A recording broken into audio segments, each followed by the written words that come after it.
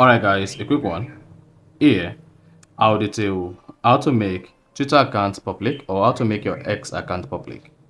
So if your Twitter or X account is made private such that your posts and videos cannot be accessed publicly and now you want to make them public, then here's a video for you.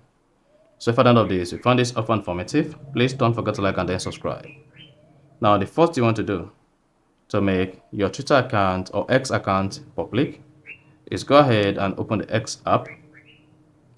Click on the profile icon at the top left. Scroll down, locate and click on Settings and Privacy.